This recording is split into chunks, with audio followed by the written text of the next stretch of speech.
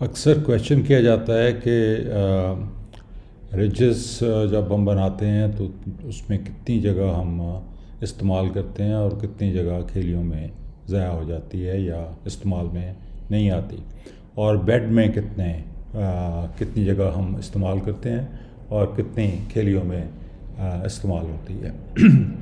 अब इस स्लाइड में आपको मैं बताऊंगा कि लेट्स से कि फ़रो जो है वो हमारी 18 इंच की है, यानी कि खेली 18 इंच की है पानी लगाने के लिए और ट्रैक्टर के गुज़रने के लिए।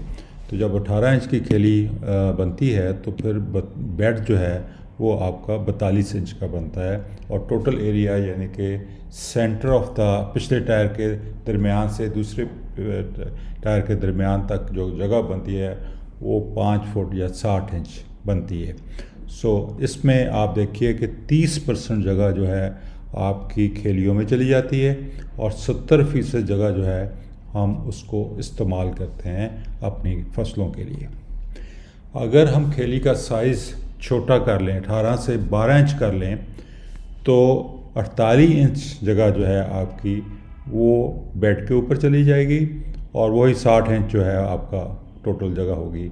यानी कि उससे ये होगा कि आपकी 20% जगह जो है वो खेली में जाएगी टोटल रकबे में से, और 80% जगह हमारी जो है वो इस काबिल इस्तेमाल होगी जिसके ऊपर हम फसलें उगाएंगे। अगर हम कन्वेंशनल तरीका जो रिजेस का है, खेलियों का है, उसमें देखें तो आधी जगह आप जो है वो खेलियों में चली जाती है और आधी जगह जो है वो रिजेस में जाती है जिसके ऊपर हम फसलें लगाते हैं। अगर हम बारीक टायर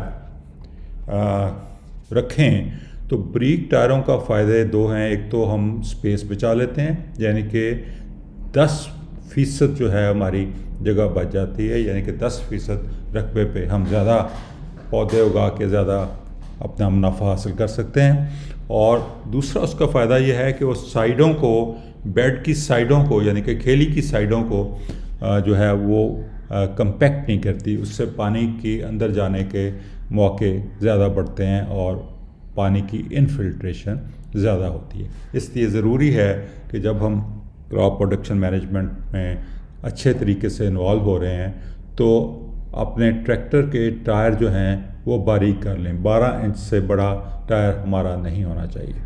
शुक्रिया।